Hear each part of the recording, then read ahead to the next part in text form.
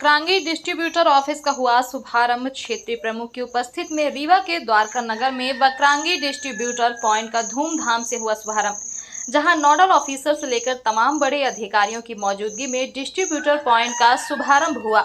वहीं वैदिक मंत्रोच्चार के साथ क्षेत्रीय प्रमुख दिलीप कुमार मिश्रा मां भगवती के चरणों में दीप प्रज्वलित कर कार्यक्रम को आगे बढ़ाया। दिलीप कुमार मिश्रा, क्षेत्रीय प्रमुख union bank of India, Dhananjay Singh, nodal officer union bank India Nishant Yadav, Madhya Pradesh division head incharge सहित head of master franchise Rewa Vijay Gupta उपस्थित रहे।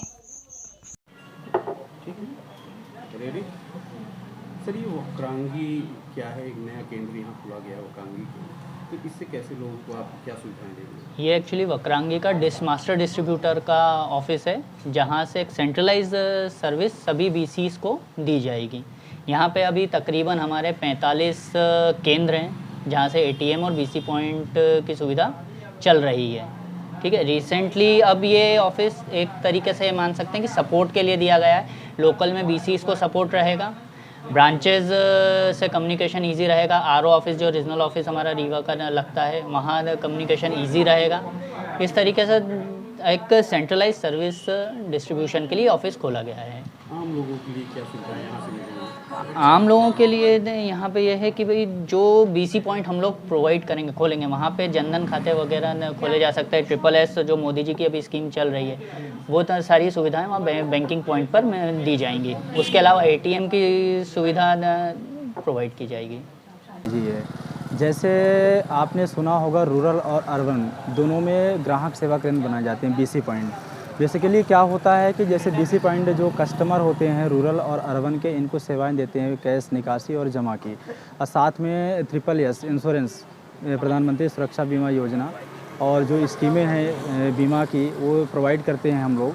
तो उनके लिए बीसी सपोर्ट के लिए एक ऑफिस का इनॉग्रेशन हुआ है, जिसके तहत हम पूरे ज़िला में जो भी हमारे बीसी संचालित हैं उनको यहाँ से आप उनको ऑपरेट करेंगे कि किसी प्रकार की टेक्निकल इशू ना हो और सही सेवाएं जनता तक पहुंच पाए। कौन कौन से बैंक यहाँ से? यहाँ से अपना यूनियन बैंक है, बैंक ऑफ बड़ौदा है, पंजाब नेशनल बैंक है, बैंक एसबीएम बैंक है। कई बैंक हमसे टाई अप हैं जिनके हम बीसी प्रोवाइड करते हैं और साथ में जनता तक ये पूरे सेवाएं उपलब्ध करवाते हैं। कितने टाइप की सुविधाएं हैं यहाँ लोगों को? और कई सुविधाएं हैं, जैसे कि कैश जमा, निकासी और बीमा, इंश्योरेंस तीनों प्रकार के होते हैं, और जीवन ज्योति इंश्योरेंस, प्रधानमंत्री सुरक्षा बीमा योजना, जीवन ज्योति योजना, कई योजनाएं हैं जो सरकार की हैं, वो बीसी के द्वारा हम लोग प्रोवाइड करते हैं रूरल और अर्बन दोनों में। छुट्टी से आते ही कलेक्टर प्रतिभा पाल ने लापरवाह राजस्व निरीक्षक को किया निलंबित। खबर मध्य प्रदेश के रीवा जिले से। कलेक्टर श्रीमती प्रतिभा पाल ने सीमांकन में लापरवाही बरतने पर राजस्व निरीक्षक छोटेलाल कोल को निलंबित करने के आदेश दिए हैं। निलंबन अवधि में श्री कोल का मुख्यालय भू अभिलेख शाखा कलेक्ट्रेट रीवा रहेगा। श्री कोल का नियमानुसार जीवन निर्वाह भत्ता दिया जाएगा।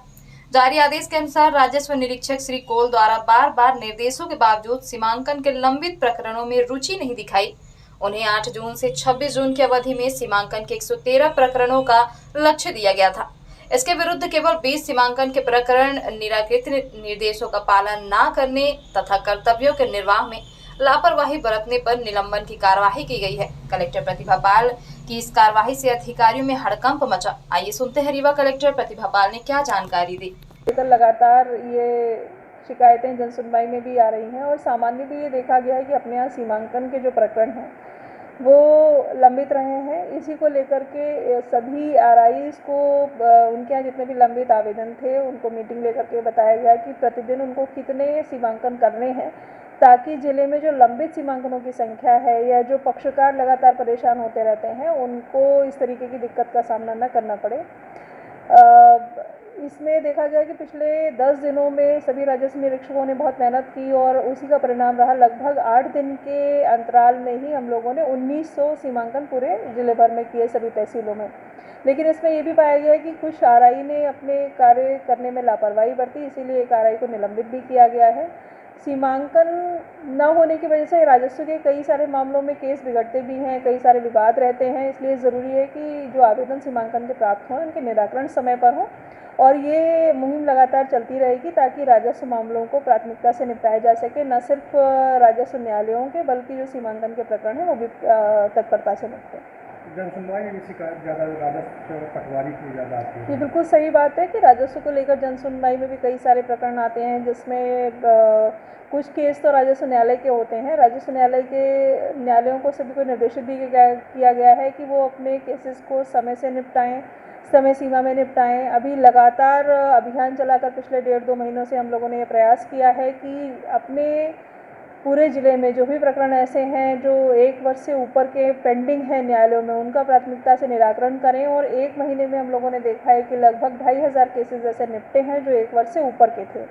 और लक्ष्य रखा गया है कि पूरे ज़िले में किसी भी राजस्व कोर्ट में, चाहे वो नायब तहसीलदार की हो, तहसीलदार की हो, SDM की हो, 1 वर्ष से ऊपर के कोई प्रकरण वहाँ पर 31 जुलाई के बाद पेंडिंग नहीं रहेंगे। तो इस तरीके से लगातार तैयारी भी राजस्व की टीम कर रही है। पिछले महीने राजस्व की टीम ने बहुत अच्छा काम किया, रीवा जिले ने सर्वाधिक प्रकरण पूरे प्रदेश भर में निपटाए। इसी प्रकार से लगातार राजस्व की टीम काम करती रहेगी। हत्या का आरोपी विशेष अपर सत्र न्यायाधीश श्री CM उपाध्याय की रीवा अदालत द्वारा किया गया दोष मुक्त। अभियोजन कहानी के अनुसार वर्ष 2005 में जवा में आरोपी बालेन पांडे द्वारा तुलसीदास सोनकर को लाठी डंडा से मारपीट कर हत्या कर दी गई थी। हत्या के अपराध में आरोपी बालेन पांडे के विरुद्ध धारा 302 IPC और ST/SC का अपराध पंजीबद्ध कर आरोपी को गिरफ्तार किया गया। आरोपी की विचारण अवधि में जमानत हो गई थी और विचारण उपरांत आरोपी बालेन पांडे को विशेष न्यायाधीश श्री CM उपाध्याय द्वारा दोष मुक्त घोषित किया गया। आरोपी की ओर से पैरवी अधिवक्ता राजीव सिंह से परिहार सेरा सिंह ने की। कायाकल्प योजना के तहत बन रही सड़कों का रीवा कलेक्टर ने किया विजिट, देखी व्यवस्थाएं, दिए यथाउचित निर्देश। खबर मध्य प्रदेश के रीवा जिले से है, जहां सभी नगरीय निकायों को कायाकल्प योजना के अंतर्गत राशि प्रदान की गई है। उसी तारतम्य में रीवा नगर निगम को भी 10 से 11 करोड़ रुपए की तकरीबन राशि प्रदान की गई है। रीवा कलेक्टर प्रतिभा पाल ने बताया कि कायाकल्प योजना का मुख्य उद्देश्य नगरीय निकाय की ऐसी सड़कें जो अति महत्वपूर्ण हैं, लेकिन उनका उचित रखरखाव फंड्स के अभाव में नहीं हो पाता है, उन्हें राज्य शासन ने राशि प्रदान कर लोगों के आवागमन के लिए आसान बनाया है। कलेक्टर प्रतिभा पाल ने बताया कि जनता कॉलेज रोड में सीवर पाइप लाइन डलने के बाद पूरा रोड डिस्टर्ब हो गया था, जिसको ठीक कर नगर निगम की टीम ने काम कंप्लीट कर लिया है। आज नगर निगम का कायाकल्प योजना के अंतर्गत महत्वपूर्ण राशि नगर निगमों को दी गई है, सभी नगरीय निकायों को दी गई है। इसका उद्देश्य ये है कि नगरीय क्षेत्रों में ऐसी सड़कें जो बहुत महत्वपूर्ण हैं लेकिन उनका रखरखाव उचित प्रकार से नहीं है फंड्स के अभाव में, तो राज्य शासन ने इस तरीके की व्यवस्था बनाई है कि सभी नगरीय निकायों को ये राशि जारी की है। नगर निगम रीवा को तकरीबन 10 से 11 करोड़ की राशि जारी हुई है और उसमें जो काम हो रहे हैं कायाकल्प के, उसका हम लोगों ने विजिट किया। एक जो इम्पॉर्टेंट रोड था जो कि सीवर की लाइन डलने के बाद बहुत डिस्टर्ब रोड था, जनता कॉलेज के वाला रोड, उस रोड पर पूरा नगर निगम की टीम ने काम कंप्लीट कर लिया है। पूरा जो सीवर की लाइन थी, सीवर की लाइन कंप्लीट होने के बाद रेस्टोरेशन उससे किया गया है, तो वहाँ का जो रोड था अच्छी अवस्था में पाया गया। एक कायाकल्प के लिए विशेष व्यवस्था की गई है कि कायाकल्प में बन रही सड़कों की गुणवत्ता ठीक रहे, इसके लिए सभी स्मार्ट सिटीज़ को एक मैंडेट दिया गया है कि वो ऐसे सभी कायाकल्प की सड़कों का विशेष सैम्पलिंग कराएं, परीक्षण कराएं।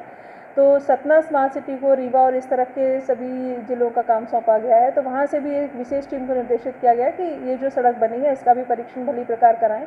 उद्देश्य ये है कि जो सड़कें कायाकल्प में बन रही हैं वो गुणवत्तापूर्ण बने, लंबी चलें और जिन जगहों पे बन रही हैं वहाँ लोगों को आने वाले समय में सहूलियत मिले। क्यूटी फॉल घूमने आए प्रयागराज निवासी 4 युवकों की सड़क दुर्घटना में मौत। खबर रीवा जिले से है, जहां पहली बारिश में क्यूटी प्रपात का आनंद लेने पहुंचे 4 युवक सड़क दुर्घटना का शिकार हो गए। युवक प्रयागराज के रहने वाले हैं जो घर थाना क्षेत्र के क्यूटी जलप्रपात घूमने पहुंचे थे। बारिश के दौरान क्रेटा गाड़ी अनियंत्रित होकर पलटी, जिसमें एक युवक की घटनास्थल पर ही मौत हो गई। वहीं आसपास के लोगों ने पुलिस को सूचना दी तो मौके पर पहुंची पुलिस ने घायलों को संजय गांधी अस्पताल पहुंचाया, जहां रास्ते में 3 अन्य युवकों ने दम तोड़ दिया, जबकि 2 घायल हैं। घटना की जानकारी के बाद जहां क्षेत्र में सनाटा खिंच गया, वहीं मृतकों के परिजनों के बीच भी कोहराम मच गया। क्या घटना हुई है? क्या नाम है, क्यूटी फॉल से 4 किलोमीटर पहले हम लोग जा रहे थे। एक गाड़ी आगे जो है, जो आगे गाड़ी जा रही थी, उसका एक्सीडेंट हुआ है। उसमें 6 लोग। कहाँ से कहाँ जा रहे थे? इलाहाबाद से हम लोग क्यूटी फॉल जा रहे थे। इलाहाबाद से क्यूटी फॉल जा रहे थे। हादसा कहाँ पे हुआ है? हादसा हुआ है क्यूटी फॉल से 4 किलोमीटर पहले। कितने लोग घटना में घायल हुए? 6 लोग घायल हुए हैं, इसमें 4 की कैजुअल्टी हुई। कितने बजे की घटना है? ये घटना है लगभग 2 बजे की। किस प्रयोजन से जा रहे थे? ऐसे ही घूमने जा रहे थे। घूमने जा रहे थे। आपका नाम क्या है? पंकज सिंह मेरा नाम है। आप उन लोगों से कैसे जुड़े हुए थे? दोस्त हैं हमारे, मित्र यार थे। मित्र यार थे हमारे। पुलिस क्या घटना के मौके पर पुलिस पहुंची है? मैं तो एक्चुअली 2 लोगों को लेके आया था। मुझे वहाँ पे फिर उसके बाद क्या हुआ ये नहीं पता है। मेरा एक भाई था, वो है वहाँ पे था, उसको आगे की डिटेल पता है।